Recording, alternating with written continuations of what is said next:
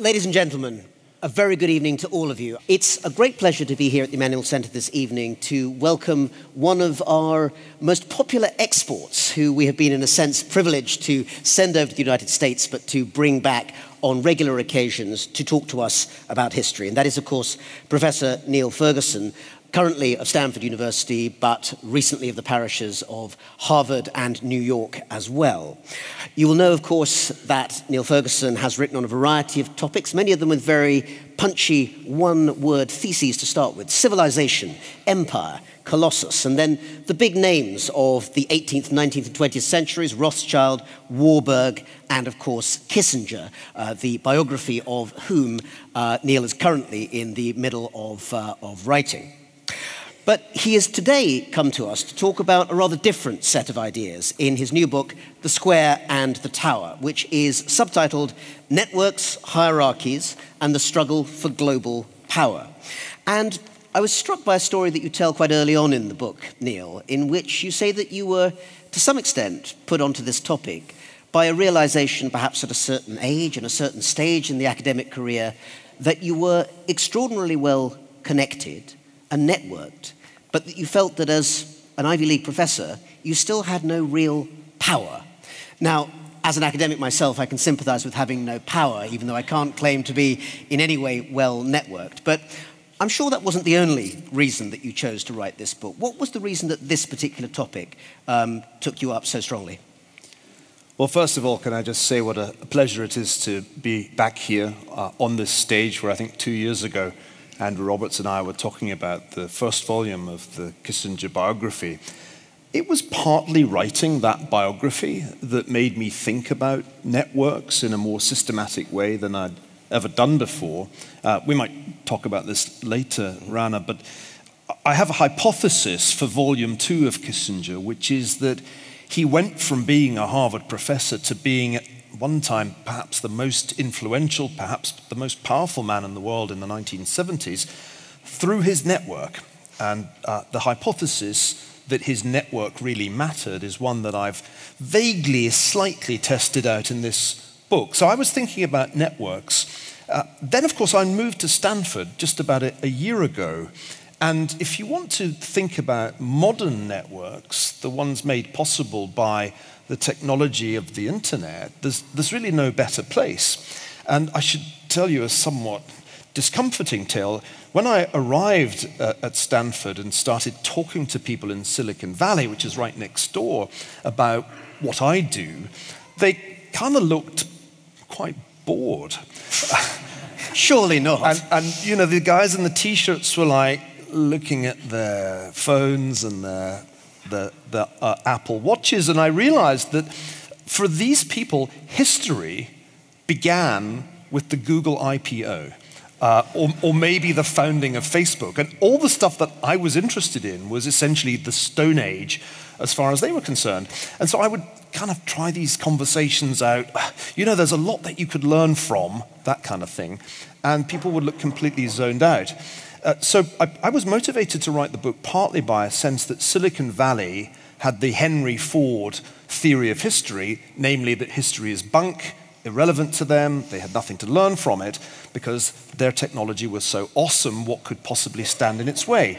So the book was partly motivated, I think, by a desire to think through hypotheses about networks, but maybe more motivated by a desire to show Silicon Valley that history applies to them just as much as it applied to Wall Street 10 years ago when I was writing The Ascent of Money. May I ask, Niall, if that's what's behind the rather broad claim on the back of the book where it says, what if everything we thought about history was wrong? Nobody should ever be held responsible for what is on the back of his book, any more than one should be held responsible for the headline that's put above one's articles in the newspaper. You know that, Rana. Well, in that case, we won't hold you responsible. A man is not under oath when he signs off on the blurb on the dust jacket. Well, in that case, Niall, we won't hold you to the quote from someone else in The Guardian that you're far too glamorous to be an academic. We'll take that as being part of that. Well, it's a low bar. Investigation. I'm just saying. Touché, very much touché. Let's get to the idea, and it is a big idea, that underpins the book. And it's not just about networks. We've been using this term quite a bit already, and I think we want to dig into it more deeply, but also about the contrast between that and hierarchy. And the point that you make quite early on, and you push very hard, is that historians as a profession, broadly speaking, have been looking at history through one particular framework too much, and another framework not enough. Would that be right? I think that is right. Of course, we need to be nuanced here, but broadly speaking, hierarchical structures like states or armies or corporations have attracted a disproportionate amount of attention from the historical profession, and you can see why that would happen. One characteristic feature of large hierarchical structures is that there's usually an archives department. A state, even a relatively small state, even a relatively poor state, has an archive. And that is where historians tend to converge. Even those historians who set out to write social history or history from below, and a whole generation, maybe 2 generations of historians have tried to do that, usually ended up in the archives, whether they liked it or not. Richard Evans, who was a pioneer of social history and labor history, ended up writing the history of cholera in Hamburg from the archives of the Hamburg state. So the problem with that approach is that you're tending to overlook the much more informal structures, which I'm calling networks for short, but should really call distributed networks, informal organizations that are less likely to keep detailed records of their activities, or if they do, less likely to keep them in one place. So I think there's a bias in historiography, broadly speaking, over not just the last 20 years, but the last 200 years, in favor of states and the people who run states, or even just the people who are governed by states.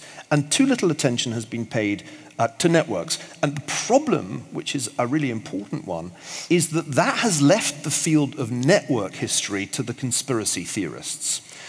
To illustrate this point, when you go home, Google the Illuminati, or for that matter, the Rothschilds. I think some people are doing it right now, in fact, here in the hall. You're not allowed to Google while we're talking.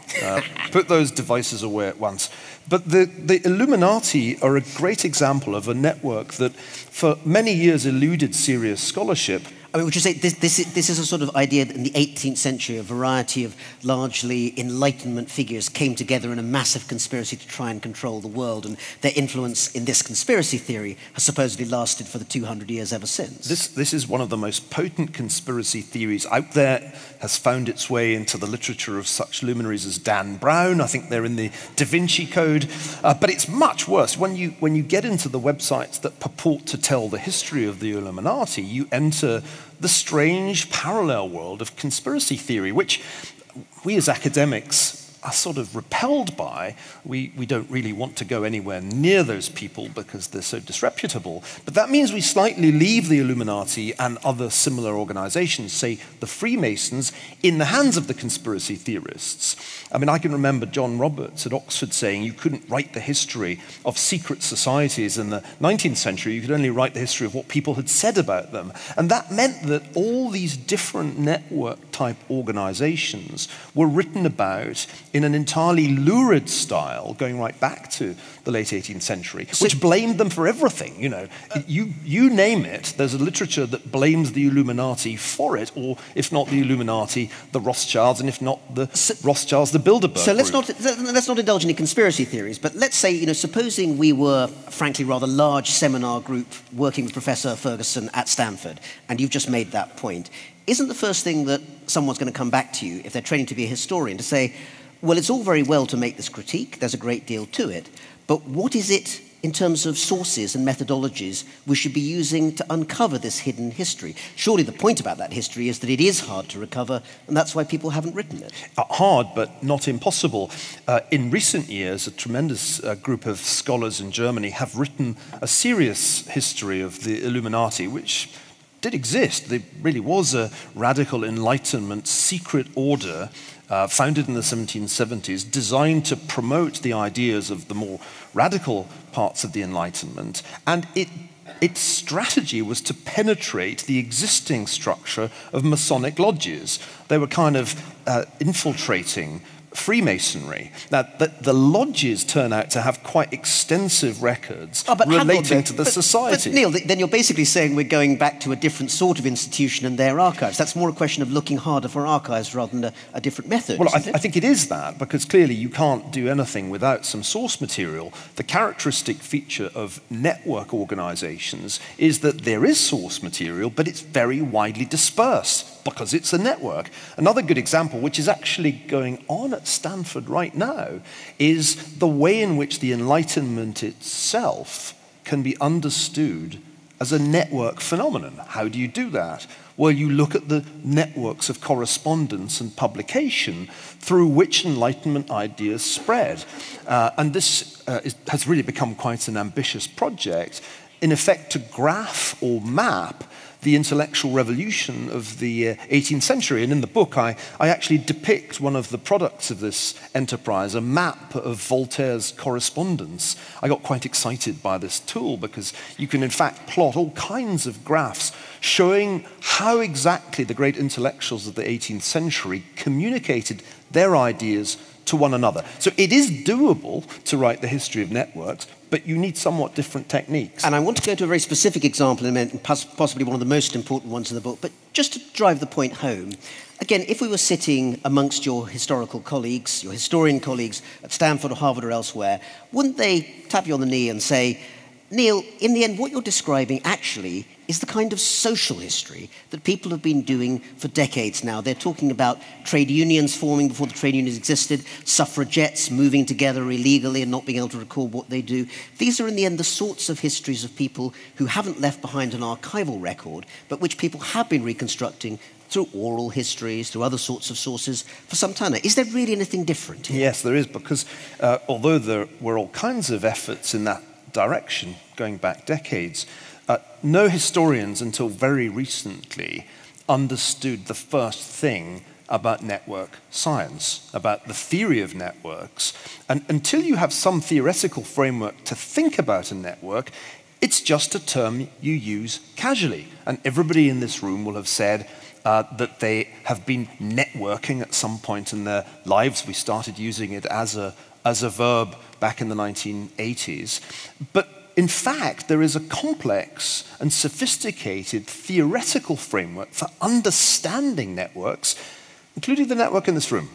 So we could actually graph the network of people in this room with a relatively small amount of data from each of you, and we could work out the structure of the network. We could work out who was most closely connected with whom. We could work out who was the best connected person.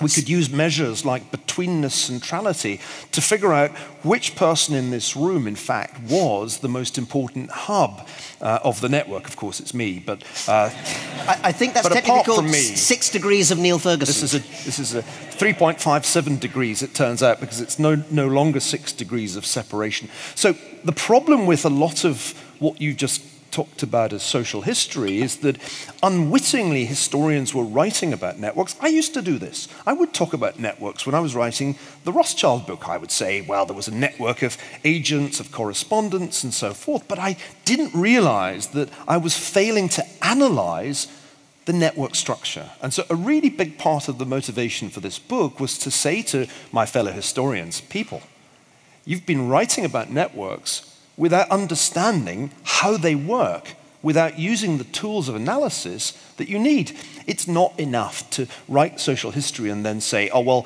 they were the proletariat, they were the bourgeoisie, and I suppose that must have been the aristocracy, which is essentially what social historians inspired by Marx did for several generations. No, it's much more interesting than that. What's really fascinating is when you start understanding the distinctive properties of social networks through the ages, the fact that their structure is not that of a lattice, the people in this room are not all uniformly connected a little bit to one another, any group of people will turn out to have a really quite complex network structure. And that's what the book tries to do. Very few historians have got that.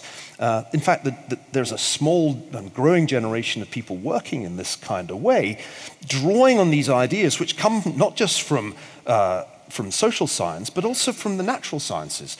You know, neural networks are an important part of where we get network theory from. Even physics has made a major contribution. Almost the best book I read about networks was by a man called Laszlo Barabasi. Brilliant book. That's the stuff that historians haven't really paid any attention to.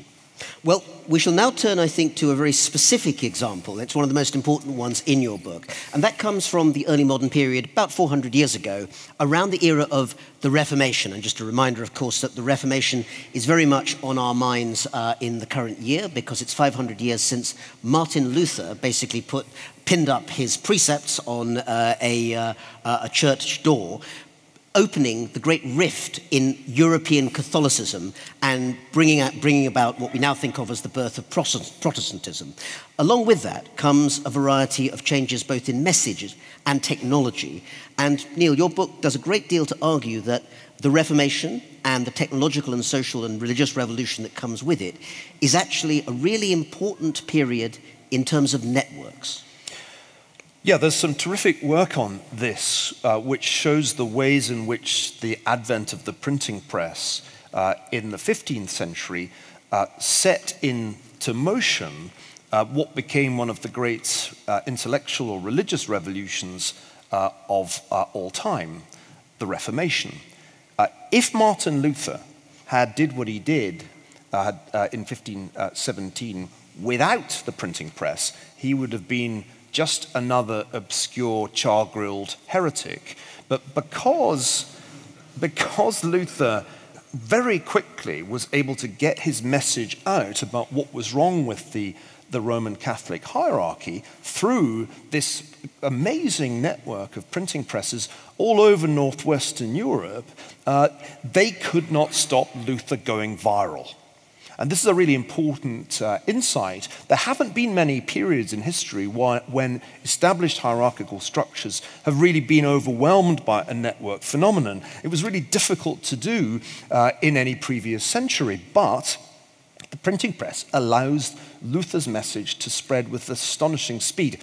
Now, there's a very good paper which I cite in the book by a man named Dittmar, who compares the ways in which printing led to a dramatic decline in the cost of a page and a dramatic growth in the volume of books produced. And this is very similar in its shape to what you get when you map the personal computer's explosive growth in our time. And the analogy, I think, holds very good. Broadly speaking, what I argue is there have been two great ages of network disruption empowered by new technology. One really starts in 1517, and the other gets going in our own time in the 1970s with the birth and rapid growth of the internet and the personal computer. That's really a critical argument in the book, because only by reassessing the Reformation as a network-driven phenomenon can we begin to understand the implications of our own network revolution. And I'll just mention a couple to illustrate why this really matters. Luther thought that if he could only get everybody to read the Bible in their native tongue, in the vernacular, they would have an immediate relationship to God that would no longer be mediated by a corrupt clergy. And everything would be awesome, as they now say in Silicon Valley. There would be a priesthood of all believers. We would all be Christians together. Problem solved. This is so like what people in Silicon Valley have been saying for years would happen if everybody was connected. In a planet where everything is connected, there will be, you can ask Mark Zuckerberg about this, a global community. And that vision of a global community suddenly struck me as just the same as Martin Luther's vision of a priesthood of all believers, except that it doesn't turn out that way. Once you connected everybody in northwestern Europe to Luther's vision of Reformation, what happened? No, not a general agreement that he was a good guy, dramatic polarization. Some people say, yes, you're right, we're with you. In fact, we want to go further than you. this guy Calvin has the right idea. And then a whole bunch of other people said, no, absolutely no way, let's do the Counter-Reformation. And so Europe goes very rapidly into a state of polarization. And in this polarized environment, conflict escalates, and you end up with about 130 years of religious war. So that analogy seems to me to be a really powerful one as we try to understand the polarization of our own time and this tendency for stuff to go viral, not all of it good. Neil, we'll get in a very short time to the question of whether or not we're going to face 130 years of warfare in our own period, and I think everyone here will be very pleased to know what your answer is to that question. Sticking with Luther's time for a little longer, you mentioned various things, including the use of the printing press and the technology to spread the Bible. And of course, the use of the vernacular Bible in local languages, in English, in German, in French, and so forth, was an important part of that. But isn't another important part of the networking the shared use of language? This is also a time when there is a commonality of the use of Latin in this particular case. I think also about a part of the world in which I work in terms of history, and that's China, where, of course, we like to point out that printing was invented rather earlier than it was in Europe. And you also have there a large... I do acknowledge that in the book, though. Absolutely so. And China is something we'll also come back to. But thinking about sort of the parallel period, you also have there the spread of commercial and merchant culture because of the ability to print and pass out these messages, whether they're commercial or religious. Buddhist texts are an example of that too. So how important is shared language as a driver, as a motor for your network mechanism? Well, it's hugely important. One can see that today if one graphs the world's online networks. There really are two. One is essentially an English-based network, which is run by network platforms based on the west coast of the United States, and the other is a Chinese network, and they're really quite separate now because the Chinese built their own network platforms. And there is remarkably little communication across the borders. There's some, but not anything like as much as there would be if we all spoke and used English. And that also comes into the case of the Enlightenment, where there is a global conversation going on in French and English, and those people who are in that conversation can use both those languages. So I think language is crucial. You can't have a network which is going to succeed that is polyglot. That's really hard to manage. And one of the things that actually is an interesting contraindication in your book when you talk about the Enlightenment is that you point out that some of the networks of knowledge, and I think you were thinking there of the Scottish Enlightenment, these are thinkers like David Hume in the early 18th century who put forward a whole variety of social and economic ideas. Actually, when you do one of these fascinating graphs that turn up over and over again in the book, they have quite small networks of connection compared to some of the other ones you've talked about. That's right.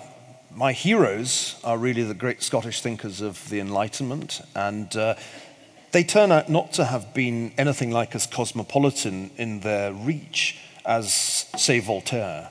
And so I think one begins to realize that the Enlightenment wasn't quite as global or cosmopolitan a phenomenon as we had thought. A lot of these networks turn out to be quite clustered in national communities. Most of Voltaire's correspondents were, in fact, French. And yet, we do have from somewhere coming out this idea that the Enlightenment does change the way that we think about ideas of rationality, about secularism, about the way the world works. The Enlightenment still stands as this period of the 18th century when European thinkers recast almost a sort of post-religious world. So if it's not networks doing that, what is the mechanism that enables that particular period to be ultimately influential and successful? Well, the way I would think about this is that Luther had begun a succession of network-driven revolutions. Luther himself understood that once you could print the Bible, you could print anything. He even argued that the Quran should be printed in German. He was against its suppression, arguing that if it was printed, then people could see the error of Islam. This was a remarkably bold thing for somebody to say in the 16th century. The scientific revolution didn't take long to happen. It was the next great intellectual revolution, clearly driven by an international network. The Enlightenment, I think, follows the same pattern. You can be Benjamin Franklin in Philadelphia and be plugged into a conversation about ideas that is happening in Paris and in Edinburgh. And the Industrial Revolution, a rather less glamorous but economically much more important revolution that began in the British Isles, had the same character, although it involved quite different people. I'd say there was a kind of era of network revolutions that culminated in the political revolutions in the American colonies and in France. And that was the sort of high point of that networked era that had begun in 1517. But in a way, the networks overreached. Ideas of liberty that worked pretty well in the American colonies worked pretty badly in the case of France, which plunged into a kind of bloody anarchy near civil war in the 1790s. So in the book, there's a really crucial turning point, which is Napoleon. Napoleon is a hierarchical figure who says the only way we sort out this mess is that I control everything. And Andrew, who was here 2 years ago, has done such a terrific job on Napoleon's biography. He's written a wonderful biography. Showing what a control freak Napoleon is. And Napoleon's attitude is, the only way we fix this is if I make every decision right down to the colour of the soldier's buttons. Surely the answer to that, and I imagine there may be some Napoleon fans in the audience who'd like to speak up for him during Q&A, is that amongst other things, yes, he conquers large parts of Europe, but he also introduces the Code Napoleon. In other words, shared ideas of law, shared ideas of understanding how bureaucracy and rationality work that help create the mechanisms by which a network could operate. In other words, people can talk to each other in literally the same language because of Napoleon. Surely that helps, not hinders the network. But let's not get too fixated on the ideas. The network structure is as important as the content of any idea passing through the network. That's a really crucial point. Why do things go viral? Most people instinctively assume it's because they're just really cool things. They're really kind of inherently attractive and interesting. But it turns out to be the case that perfectly interesting and attractive things don't go viral, and really bad things, really unpleasant things can go viral. Witchcraft went viral, as well as the scientific revolution. Keith Thomas showed that many years ago. And that's because network structure is really crucial. It's as much the structure of the network that an idea, or for that matter, an actual virus attacks, that determines how far and how fast it spreads.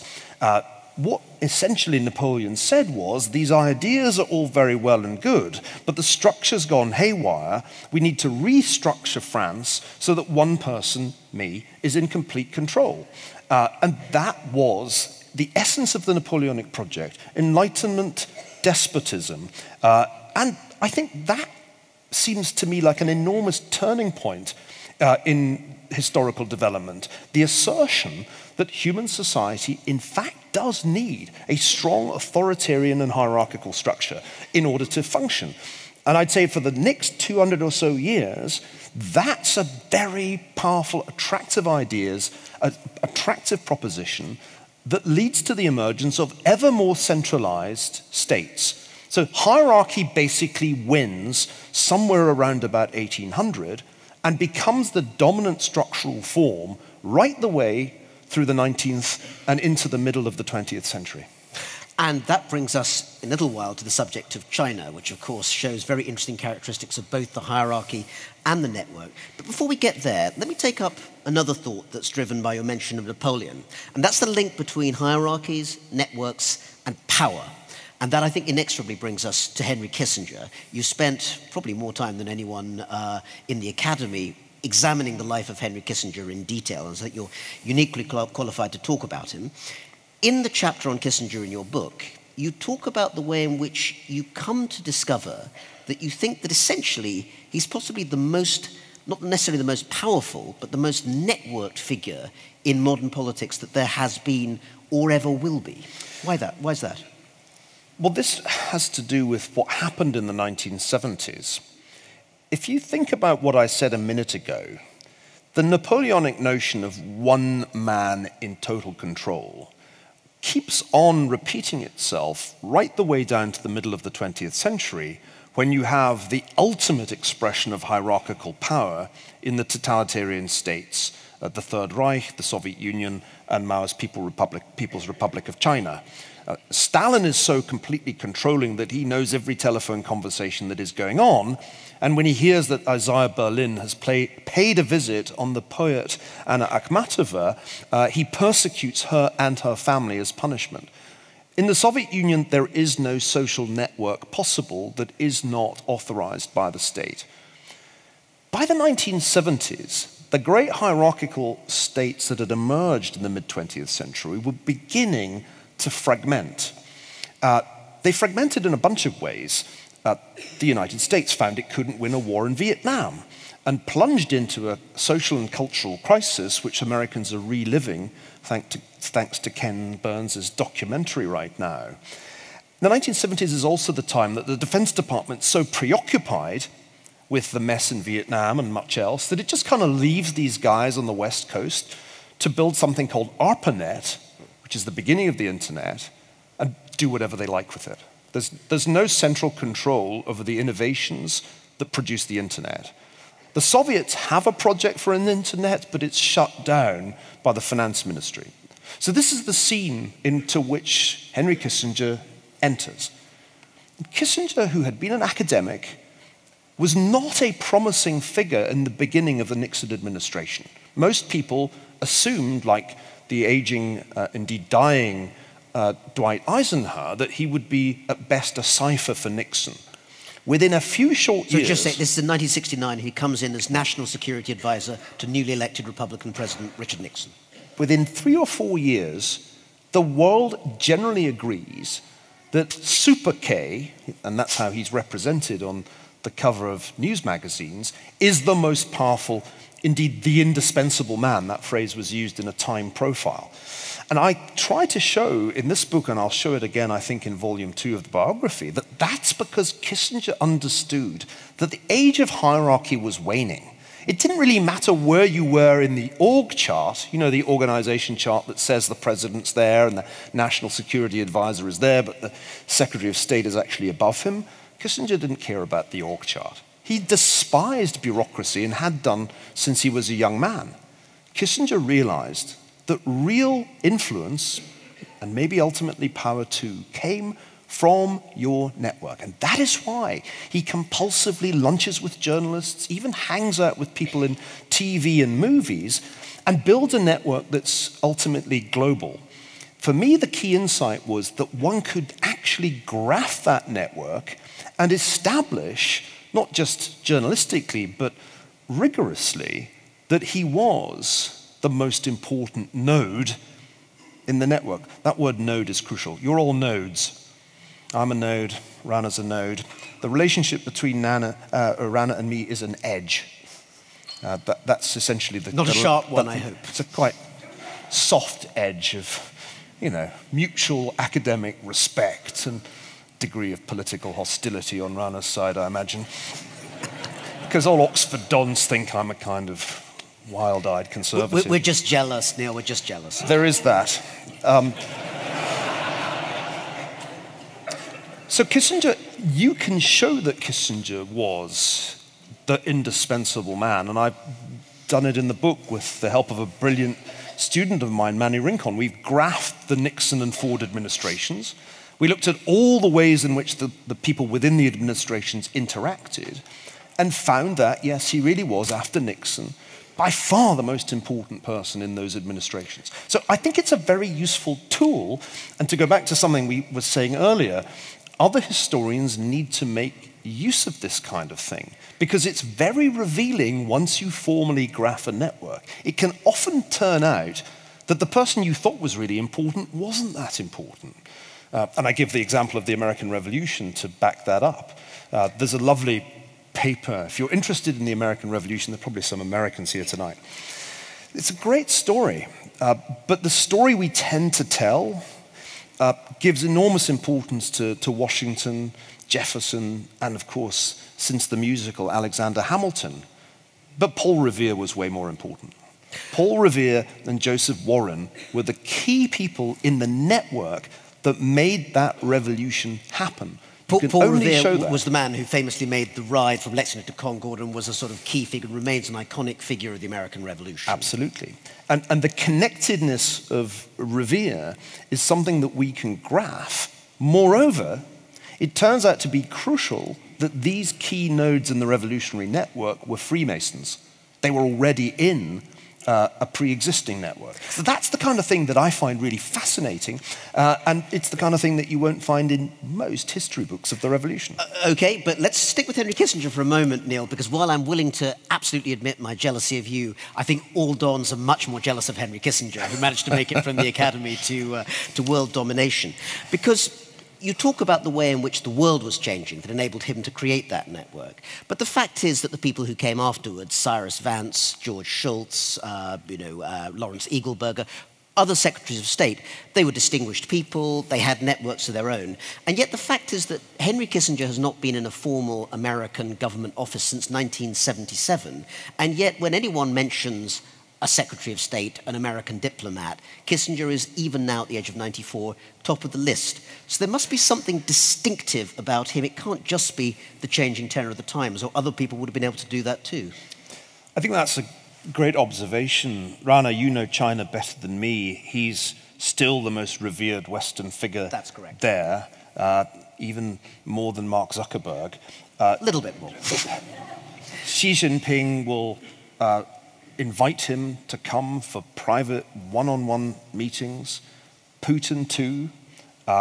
It's extraordinary the extent to which a man in his 90s is still turned to at critical junctures, such as followed the election of Donald Trump, which took most international observers by surprise. And I think it would be wrong for me to go to the other extreme and say it's all about network structure. It's also the fact that in his relationships, Kissinger has this uncanny ability almost to mind meld, to get inside the psychology and even the history of the person that he's sitting opposite. And this is something I did write about in Volume 1. This ability to put yourself empathetically in the other person's shoes is a very powerful skill that he has. And when you look at the relationships in his memoirs, for example, that he mentions most frequently, they're with people from completely different worlds. Anwar Sadat, Zhou Enlai. These were the people that he formed very strong relationships, or the Soviet ambassador Dobrynin. So I think in the end, the key to Kissinger's network was not how many shuttle diplomacy flights did he take. I think John Kerry and Hillary Clinton thought that was the key, so they would always boast about how many countries they'd been to. No, it wasn't the air miles that mattered. It was the way in which he built relationships. And I suppose the more I've reflected on this, the more I've realized that the study of networks is the systematic study of relationships. And it's the recognition that in any organization, any institution, there really are two maps. There's the org chart, which tells you who you report to and who reports to you. And then there's the network, which is the real map. And people who work in organizational behavior, some of them at Stanford Graduate School of Business, routinely do this for companies. They'll go in and they'll say, you think you're in charge, we'll show you who's really in charge. So I think Kissinger was somebody who grasped that. The network's more important than the org chart. And I think that's generally true. You've talked about the way in which different sorts of hierarchy and different sorts of network have emerged from the 1970s in an age when, again, technology changes very considerably. You mentioned the ARPANET, which, of course, is a predecessor of what we now think of as the World Wide Web and the Internet. And we now live in a time when what some people have called FANG is dominant. And that stands for Facebook, Amazon, Netflix, and Google. I have to say I have some doubts, and no disrespect to anyone from Netflix here, that Netflix may be in the list because it makes the abbreviation actually sound rather more pronounceable. But nonetheless, let's include them in that group. You can have GAFA if you prefer and add Apple in, which is better. The European Commission likes GAFA, but it doesn't work as well. On the other hand, the European Commission doesn't like any of these organizations terribly much. But the question comes in, these were organizations conversations that started off, you mentioned Mark Zuckerberg, chief executive of Facebook, wearing the T-shirt, everyone's wearing their baseball caps, looking very, very casual in Silicon Valley, making millions of dollars. These are supposed networks, social networks, that actually are the new hierarchies, aren't they? Well, that's the paradox. I mean, in the end, let's be clear, a hierarchy is just a kind of network. This is not a dichotomy that you should attach too much importance to. A hierarchy is just a network where key edges are missing that force most nodes to go through a central node, whatever it is they want. And a network, a distributed network, is one where there are more edges and there are no such obviously dominant nodes. So just to get that clear. That means that the paradox is, in fact, resolved by network science. If you create a giant network with 2 billion people, which is what Mark Zuckerberg has done, more than 2 billion people now are on Facebook, half, more than half, the entire population of the United Kingdom are regular Facebook users on the Facebook page once a month minimum. If you do that, you are not creating a lattice-like structure in which everybody is just a netizen equally sharing ideas and posting thoughts and liking stuff. No, the actual network structure is profoundly unequal. Because in almost all social networks, there is this extraordinary phenomenon of preferential attachment. When people join the network, when new people join, they want to be connected to some nodes much more than others. They want to be connected to the nodes that are already really well connected. So all large social networks are characterized by, in fact, a hierarchical structure. Donald Trump has way more Twitter followers than any of us. Not just a lot more, just orders of magnitude more than most people in this room.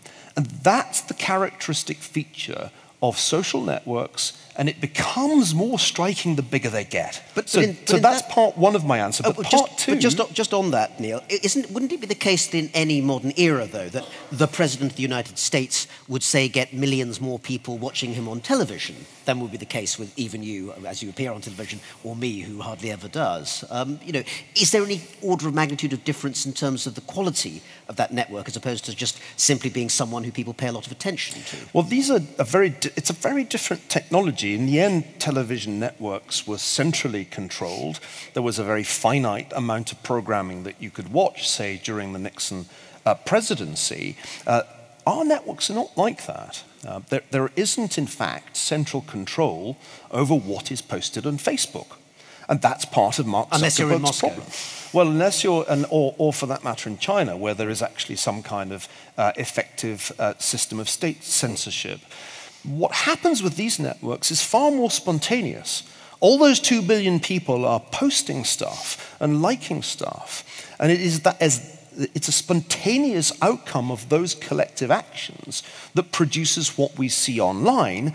Algorithms decide what is going to feature most prominently, not people. And that's a very different thing from the big television networks of the mid and late 20th century. The second part of my answer, which is really crucial, is that unlike the great networks created by the printing press, the networks created by the personal computer, the smartphone, and the internet are very concentrated in their ownership. Johannes Gutenberg did not become a billionaire. In fact, he was bankrupt at one point and ended his life on a state pension. The people who built the social networks of our time have become billionaires. They own the networks. You just use them. And this is a very, very important difference between our time and that time. In our second networked age, if you'll forgive me calling it that, the network heightens the inequalities that already exist in our societies. The richest men in the world, and they're men, are increasingly the people who own the infrastructure and the networks that exist on the platforms of the internet and the World Wide Web. And this is an astonishing state of affairs because it has created a new hierarchy. As you rightly say, Rana, this is a critical argument of the book. There's a new hierarchy in town, and it's the hierarchy of Silicon Valley. To the people who run these companies, there is an astonishing sense of power. But in the last 12 months, there's been a realization that, as they say in the Spider-Man movies, with great power comes great responsibility and a great deal of trouble, too, if you don't know how to manage that responsibility. Of course, Neil, most of those, if probably all, almost all of those Silicon Valley internet billionaires would have preferred Hillary Clinton to become president of the United States, and she didn't. So to their utter horror, and it was really kind of fascinating to watch up close, they found that the network platforms they'd created could be used to achieve the opposite of what they had intended. It was not the Clinton campaign that knew how to use Facebook to target advertising in order to secure the swing states. It was the Trump campaign. It was Steve Bannon and Jared Kushner. Not to mention Russian intelligence. We are in the midst of a great expose, which is not over, that is going to reveal the extent to which the Trump campaign in a large way, and the Russian intelligence network in a small way, used Facebook and to a lesser extent other platforms to achieve victory in the 2016 presidential election. And I argue in the book, and I stand by it, that Donald Trump would not be president today if there had not been Facebook and Twitter and the other platforms that were used. In a conventional, traditional American election campaign, he would have been defeated because he would have been outspent. Hillary Clinton outspent Donald Trump 2-1, more than 2-1. On standard cable and terrestrial television advertising, he would have lost. So this was a hugely significant moment in American political history. I still don't think people realize the extent to which it depended on the use of Facebook in particular. Well, I think the realization in the wider sense of the power is one of the reasons why the one market, if we want to call it that, I think it is a market in the world, that doesn't fully conform to this, of course, is China. And there you have an internet netizen population that is now about twice the population of the United States as a whole, about 600 million and growing. There are indeed big dominant companies there, Tencent, Alibaba, Baidu. But these companies are very much hand in glove with the Chinese Communist Party, and make no particular secret of it. It's not something that they would, I think, be ashamed of. Is that going to be the alternative model of how the network society changes, one where an authoritarian state not only is not subverted by it, but actually co-opts it? Oh, I think that's right. And in the book, I venture into your territory, Rana, by writing about what's happened in China, where FANG has failed to get its teeth into the market, despite every effort. I mean, Facebook has tried, Google has tried, they have all struggled, and ultimately, Uber's the most recent case, they've been rebuffed.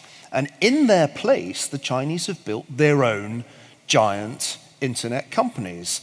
The bat has beaten the FANG, Baidu, Alibaba, Tencent. This means that there's a parallel, I mentioned it earlier, a parallel world of social networks, which is the Chinese world, that is not closely connected because there's a great firewall of China around it, to the rest of the world, which is essentially Silicon Valley's. This is enormously important because as you say, Rana, there is an intimate relationship between the Communist Party and the giant network platforms. There is a unique opportunity here for a government, a system of government that many people thought was on borrowed time, certainly in 1989, to consolidate its power, because never in history has a government had such access to the data of its citizens as the Chinese government now has. It is something that even the most dystopian visions of the mid-20th century didn't approximate to. Now, we shall see what comes of it, but my strong impression is that the Chinese were strategically brilliant to see the threat posed by Silicon Valley and to understand that they could co-opt these technologies to strengthen their power. Well, in a moment we're going to go to our audience, so I sure have a great deal they want to bring to discussion. But let me end, if I may, with a question that comes from what you've just said, but goes back to the question of the wider historical framework that the book operates in. Because when all's said and done, and I mean this as a supreme compliment, you are best known as a historian, and a historian who thinks big. a lot of history, perhaps sometimes artificially, has been thought of as dichotomies. So, Reformation period, Catholics versus Protestants in Europe. In the 20th century, the Cold War, the communist world versus the capitalist world. Are we seeing the beginning, right now really, the early 21st century, of a world in which there may be essentially two technologically enabled networks? One which is broadly the, quotes, liberal capitalist world, driven by the United States, but not wholly of the United States, and then one which is essentially defined by what the Chinese are doing. And will we see that dichotomy, that relationship but separation, operate for years or indeed decades to come as a new historical framework? It's possible, but one thing that's very clear is that Europe has a different vision of its future. The European Commission has become increasingly aggressive in not only taxing but regulating the big American companies. That is a battle that is already underway. And there will be another battle coming soon, which will be the battle between the Trump administration and Washington more generally, and Silicon Valley. So I think only the Chinese have really resolved the tension between the network platforms, the new networks, and their new hierarchy, and the established hierarchies of the mid-20th century states. And I'm more interested, at least in the short run, in how those divisions within the Western world get resolved, because it's not clear to me who wins in the United States. Is it going to be Trump, or is it going to be Citizen Zuck, the most powerful publisher of content since William Randolph Hearst? Probably much more powerful than any newspaper tycoon in history. There's going to be a collision there. Watch this space. It's already beginning. And I do not know, because I really can't predict it, how it will turn out. One final thought. Although I'm a network kind of person, I always hated hierarchies from school onwards. And the more hierarchical the hierarchy, the more I hated it. My brief encounter with army life as a cadet in the Glasgow Academy Combined Cadet Force was a horrible experience about which I still have recurrent nightmares. I actually became an academic when I realized that there was no hierarchy in academic life in practice, although there might be one on paper. Although I'm a kind of networks person, I don't think you can run the world on networks. And the vision of a world run on networks is in fact a nightmare vision. So I conclude with a kind of appeal for at least some hierarchy in the world. There has to be some hierarchy in the international order. And that's why I point out that although you're right, there is potentially a dualistic world of China v. the rest, there's also a world in which China and the United States sit with three other powers, Russia, France, and this country, in a special place, the United Nations Security Council, first amongst equals, permanently in a position of power over other states. So the great powers live. And another scenario, which I prefer to yours, is one in which increasingly those great powers realize that whatever the problem, whether it's cyber warfare, or potentially biological warfare, or nuclear proliferation, or climate change, they either hang together or are hanged separately. And that's the way I conclude the book, with a kind of appeal to hierarchy. So, I think there is a tremendous amount there for us to digest this evening. I will say that you really don't know what powerlessness is, Niall, until you've been head of department at a British university. I've watched. And I think that's one thing that you did manage to get away from during your time in the UK, and rightly so. We have now a very large and I think very lively audience here this evening at the Emmanuel Centre, and we have microphones, I think, going round. So could I please see any hands from the audience with questions? Please make them concise and proper questions, if you could, to Niall Ferguson, and we'll pass them on and get his opinions. I'm going to take 2 or 3 at a time just to make sure that we get plenty in. You choose. We have a number 1 over there. We'll start with that. And there's a 3 over there, I see. There must be a 2 and somewhere. And a 2. And, yep, okay, we'll start with 1, 2, 3, since they're there. Splendid. Go ahead, sir. Thank you very much. Is there a tendency towards groupthink with networks? Very good, very concise question. Thank you for that. Groupthink. Number 2, right on the other side of the hall. Go ahead. Yeah, just picking up on Professor Ferguson's last point. Do you think networks generally are corrosive of democracy in that they're not accountable, or are they actually very democratic, or can they be both at the same time? Excellent. And let's take a third one and then go to the go back to Neil. Where's number 3? Thank you very much. Yep. Yep. Do the size of networks have a particular importance? As in, the smaller the network, the greater the premium of the network. The people inside it can organize themselves better, they can know each other, they can activize as well more effectively.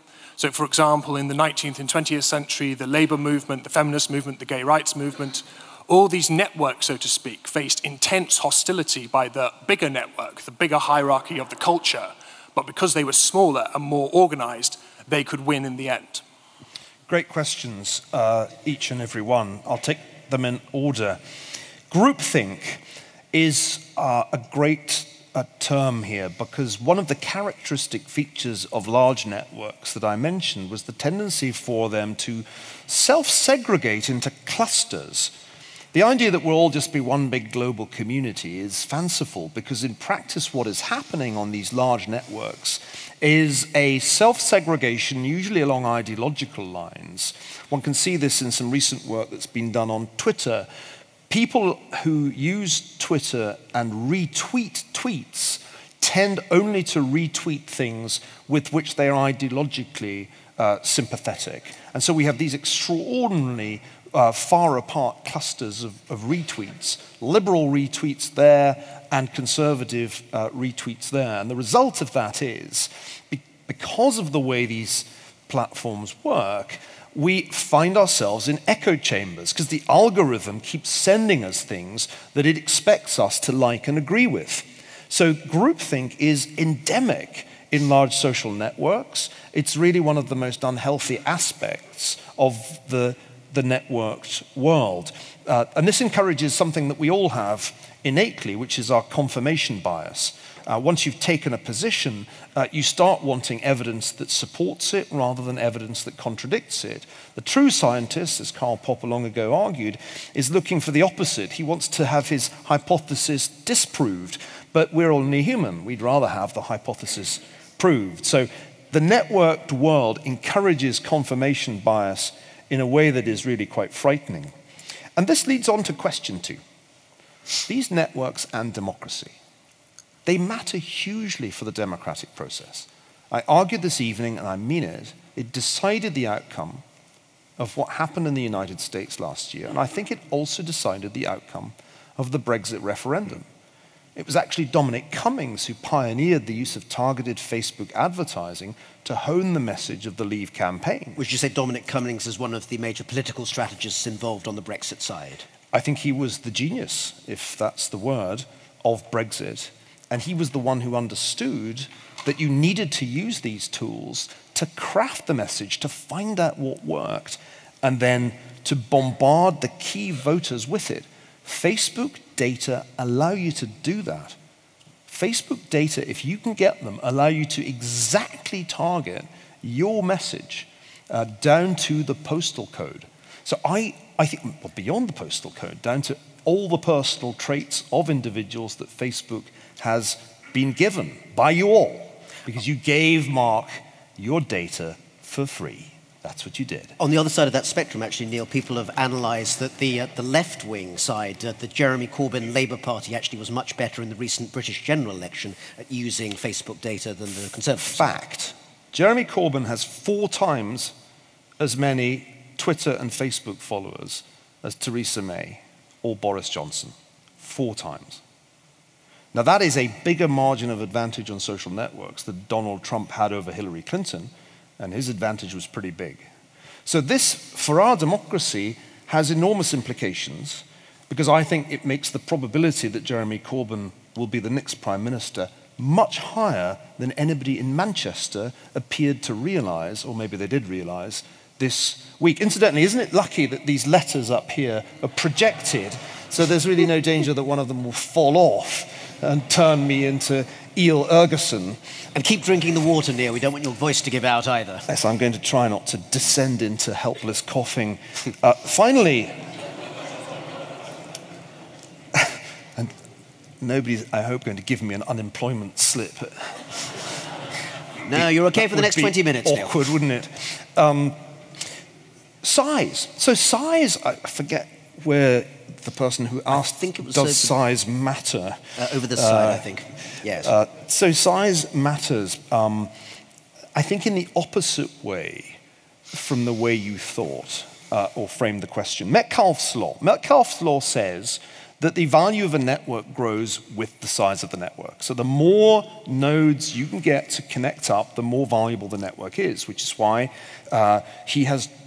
Mark Zuckerberg has furiously chased additional Facebook users. Getting to 2 billion was a major watershed. They're not finished. And why he's courting Xi Jinping, the president of China, so assiduously. To the extent of jogging through Tiananmen Square, which is an extraordinary... Without a gas mask. Without a gas mask, very hazardous thing to do. So Metcalfe's law, which actually was formulated with respect to telecommunications networks, it's almost a pre-internet idea, says that a network is more powerful the bigger it is.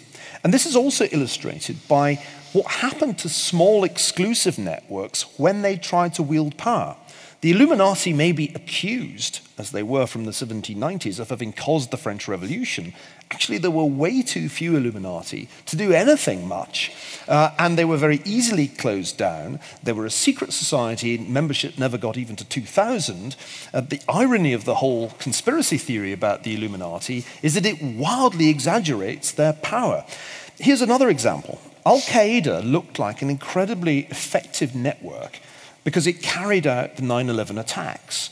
And a tremendously bright man, Valdez Krebs, was the first person to graph the network of the 9/11 plotters, a graph that I reproduce in the book because it's through his work that Mohammed Atta was identified as the key 9/11 plotter. But you may have noticed that after that, they didn't really achieve a whole lot. And that was because the network really could only do that thing once. It was too small. It had been designed to be kept relatively small in order to maintain secrecy, to do repeated large-scale attacks. Whereas Islamic State, which has sought to be a big network and constantly trying to grow itself not only on the ground but online, is actually a much more formidable foe. So I think small networks, although they're nice to belong to if you're elected to, I don't know, the Apostles in Cambridge, you probably feel really rather important. Which was a secret society that engendered a lot of spies in 1930s Britain. Well, there were some other people who weren't spies, who were brilliant. Let's not be too Oxford here. They were all at Cambridge, I should add. All right, let's be Oxford. So one of the fun parts of the book is the story of the Apostles, a tremendously exclusive and more or less not that secret, but somewhat secret, at least mysterious society of intellectuals in Cambridge, which produced, amongst other people, John Maynard Keynes, Lytton Strachey, both were members. But in the 1930s, this very exclusive network was thoroughly and successfully penetrated by the KGB. The Cambridge spies included at least 3 apostles.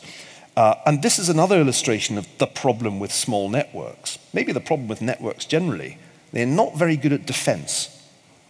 So the Russians have a long history of penetrating other people's networks. They did it last year to both the Democrats and the Republicans, let's not forget.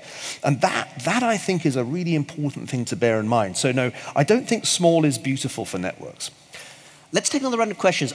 We have noticed that the questions so far have all come from the distinguished men in the audience, and we know that both sexes are represented here. So could we please make sure we have... There's a lady with her hand up right there. Very good. Okay, could we get a number and a mic to the lady there as well? And we'll take another 3 questions. Get a microphone to that lady there. So as maybe one of the token Americans in the audience, you talked about the networks that are controlled by individuals in the US and the ones that are controlled by the governments in China.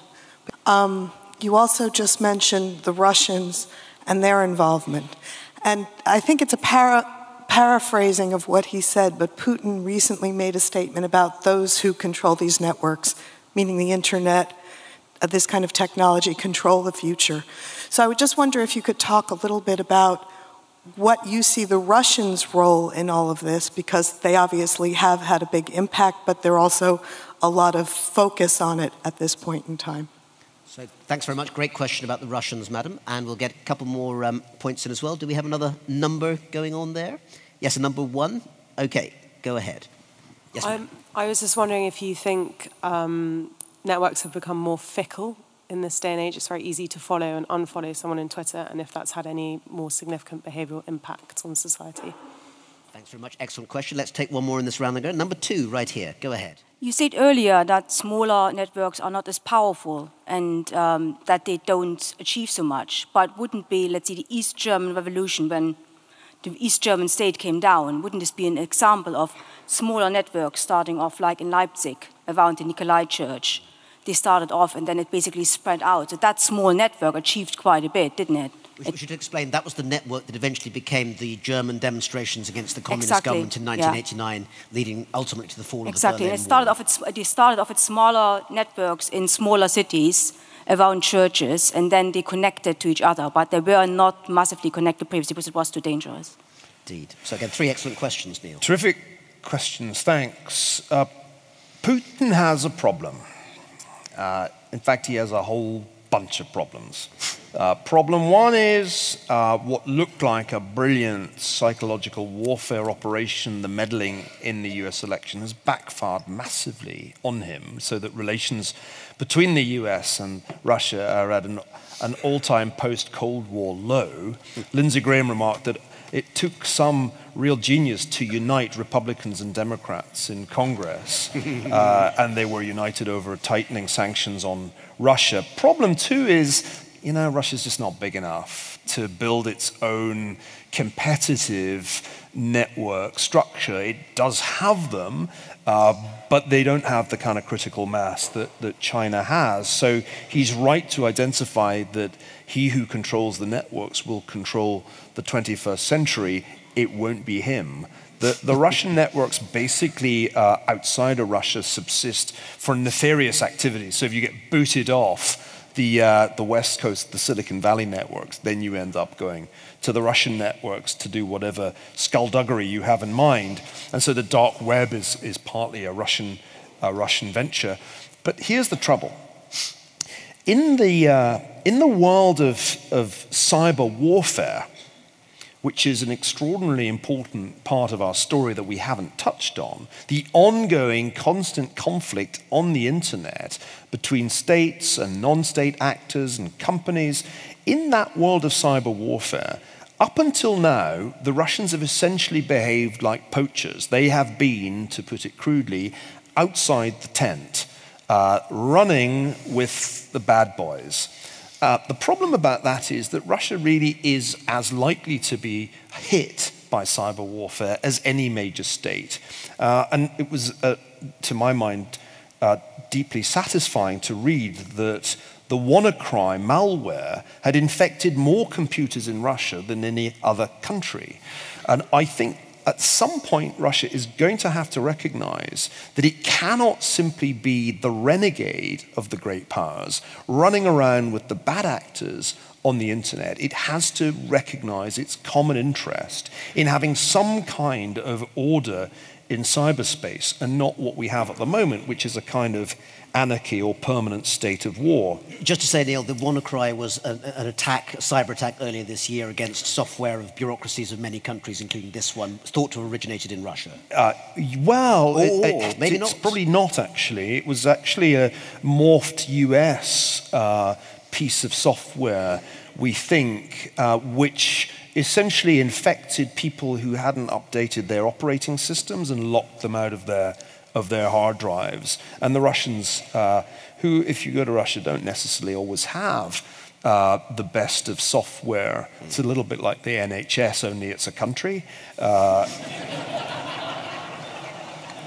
Were affected almost as much as the NHS. And also most of its most effective employees are foreigners. They have a lot in common. I can say this kind of thing because my father worked all his life for the National Health Service, and often drew a parallel between it and the Soviet Union. At least it didn't have nuclear weapons. So networks as fickle, this is a really important point. The nightmare, if you're Mark Zuckerberg, is in the following data. In the demographic under 30, more and more young people in the United States are using Snapchat in preference to Facebook. And that must worry him almost more than the Russia inquiry and all the attendant scandal, because if there were large-scale defection by young users, then Facebook's future would start looking a lot less bright.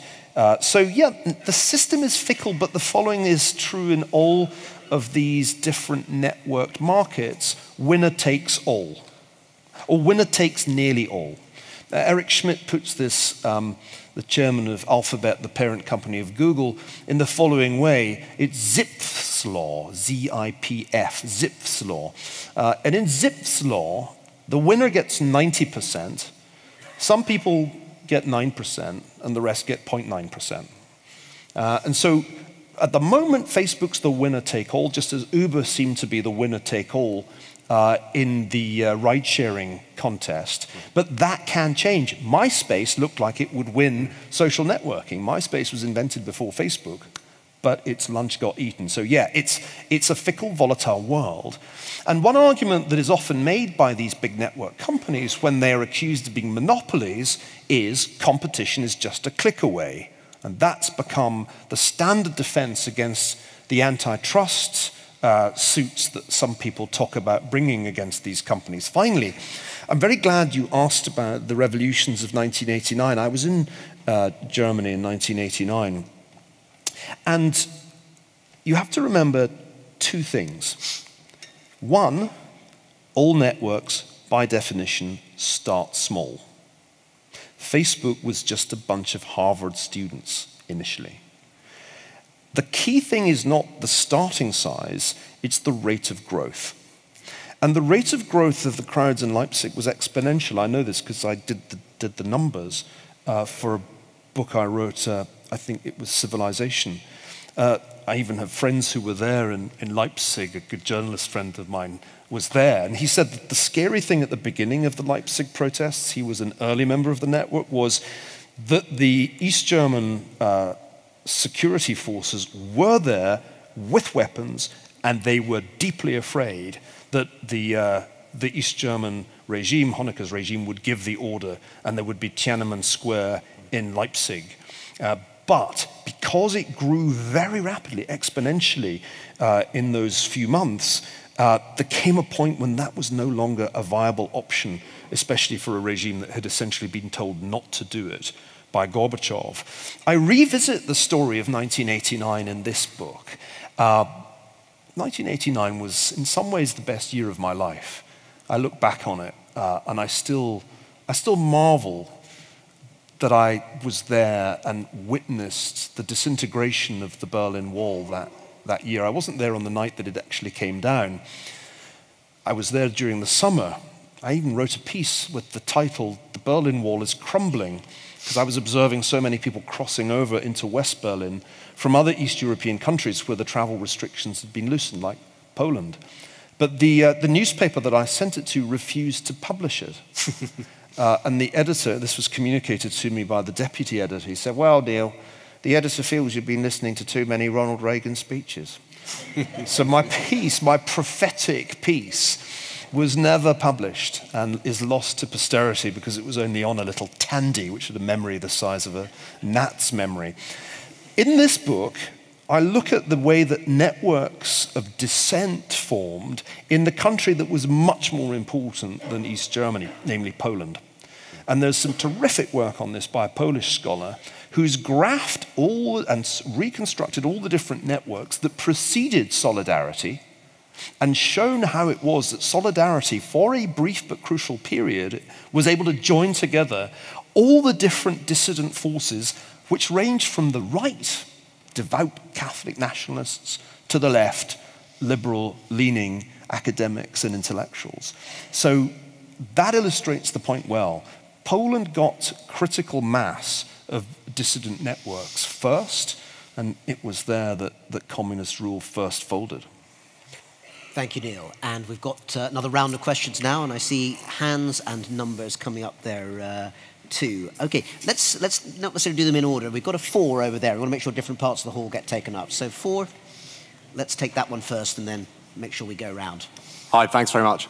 So I wonder how you think that we can utilize this understanding of networks, specifically the Silicon Valley kind of network, to combat rather than encourage Islamic terrorism? Okay, that's a very good question. Thank you for that. Let's see, is there a number that... Yes, we have a number 3 on this side. Let's get number 3. Go ahead. How do you think about the relationship between hierarchy and regulation, and what do you think is the most appropriate way to regulate networks? Very good question. Thanks for that. And there's another 4, but it's way over the other side now, so that's good. Let's get that 4. Hi, you spoke earlier about the hierarchy and the network.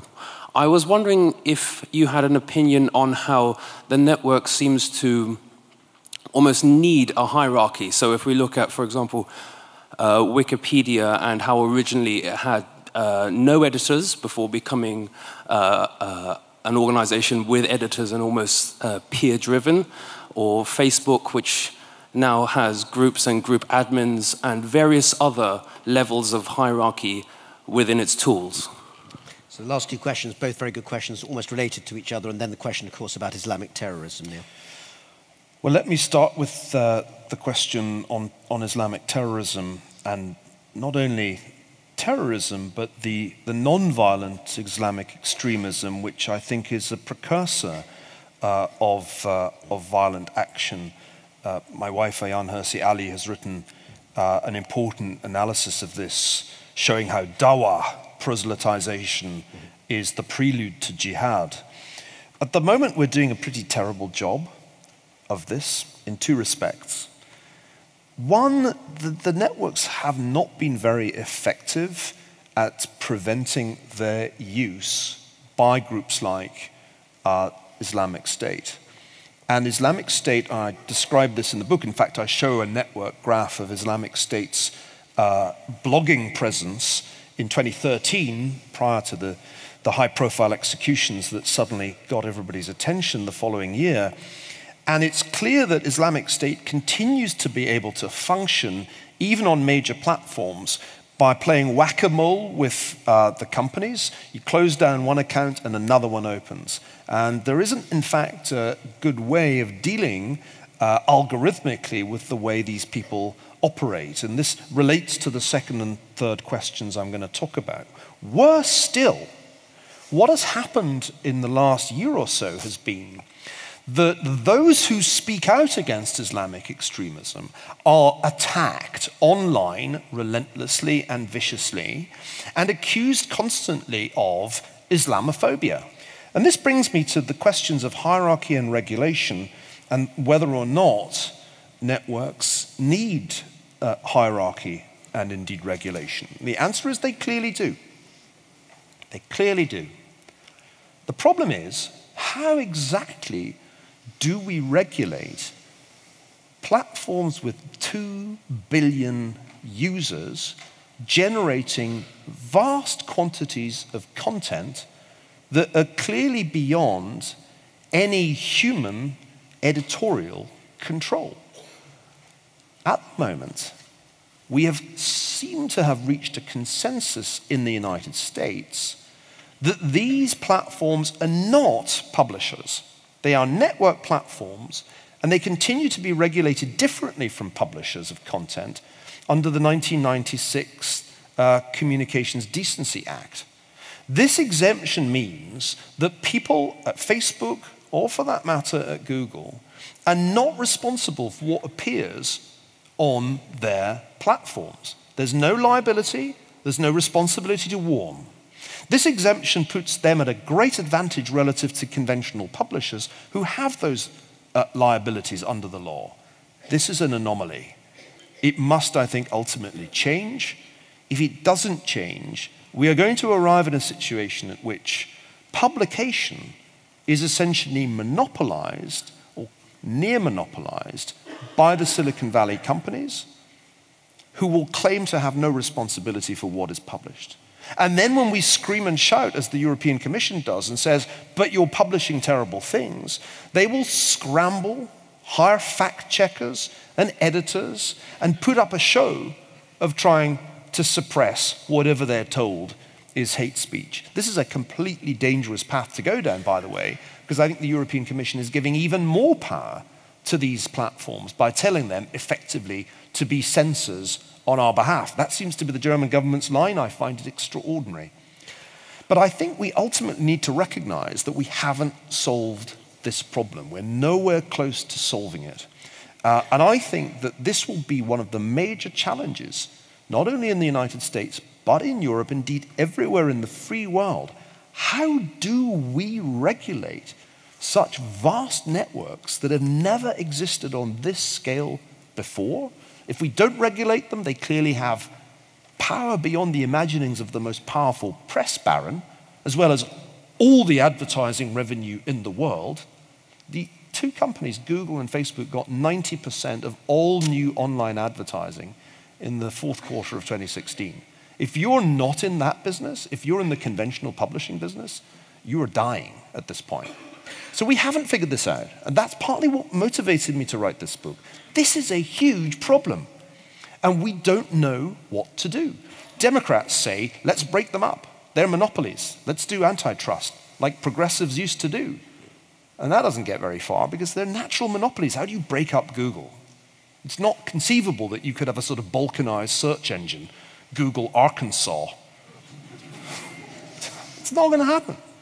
But if that's not going to happen, then I think there's some very hard thinking to be done about what regulation these should be given. They are utilities. The Supreme Court, Rana, recently said they are the public square, which was good for me since I'd called my book already The Square and the Tower. This is the public square, but who owns it? A very potent question with which to leave the discussion for tonight. We could go on, we probably ought to go on for even longer, but the clock is defeating us. Before we finish the formal part of the evenings, though, I think we should acknowledge that we've had a tremendous range of discussion, not just on an immensely intriguing historical phenomenon, the question of hierarchies, networks, and how they're related, ranging from the Illuminati and the Reformation all the way through Henry Kissinger to the present day, and also a variety of reflections, some of them optimistic, some of them frankly alarming, about where we may be going. There are very few, if any, other historians who could put this together, but Niall Ferguson is clearly very much one of those. We should thank him and Intelligence Squared, who have brought us here tonight, and a reminder that the book will be available for signing in the foyer immediately afterwards. Niall Ferguson, thank you very much. Thanks very much. Thanks.